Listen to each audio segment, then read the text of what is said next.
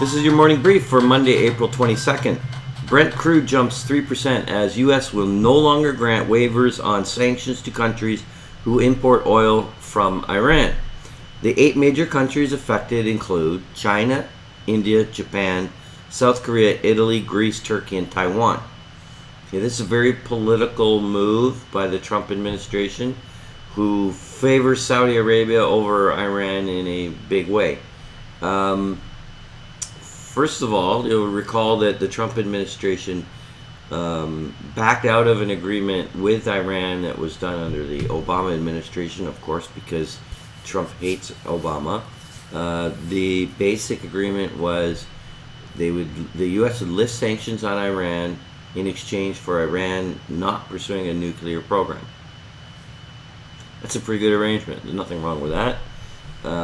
But Trump hates Obama and he favors Saudi Arabia.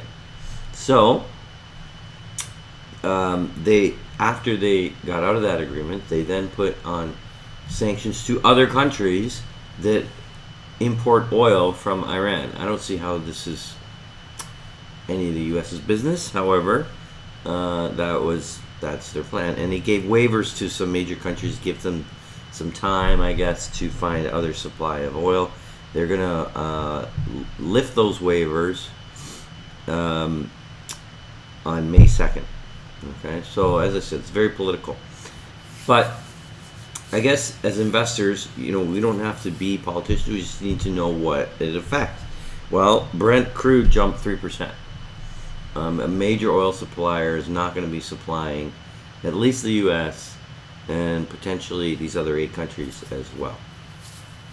So, therefore, supply is a bit tighter, therefore increases the price of Brent Crude about 3%. Okay. Earnings season underway. Halliburton, Kimberly, Steel Dynamics report before the bell, while Whirlpool reports after the close. Okay, so that's just some examples of some companies coming in. We're going to be, reporting on earnings seasons quite a bit over the next little while. I don't have anything major here today except for that Johnson & Johnson reported lower profit, topping estimates. Profit was down 14% on lower overseas sales and higher litigation costs. So we had discussed Johnson & Johnson when there was the asbestos problem in the talcum powder. And that's probably where the higher litigation cost is coming from. I still don't think that's a major deal, even though, down 14%.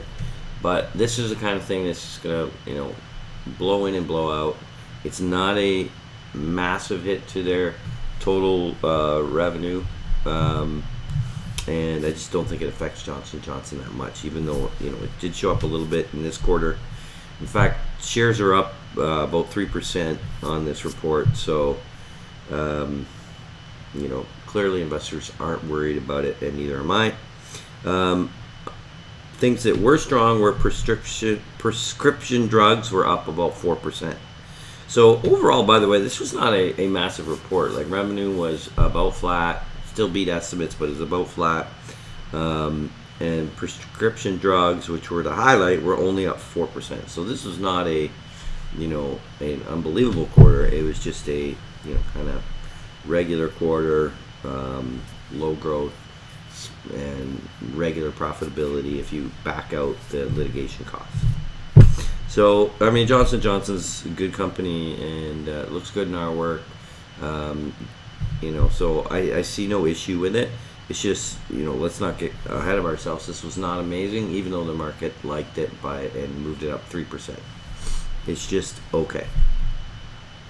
Okay, in other completely non-financial news, NHL, the St. Louis Blues eliminated the Winnipeg Jets, and the Colorado Avalanche eliminated the Calgary Flames from the Stanley Cup playoffs. So Calgary getting eliminated is another number 1 seed getting eliminated. So we had in the East, the Tampa Bay Lightning was already eliminated, which was the overall number 1 seed. They had the best record in their regular season. And now Calgary, which had the best record in the West, is eliminated. And things march forward in the NHL. In the NBA, the Boston Celtics become the first team to make the second round. defeating the Indiana Pacers in a 4-game sweep. So there's your news in sports, and that's your morning brief for April 22nd. Let's go find some gems.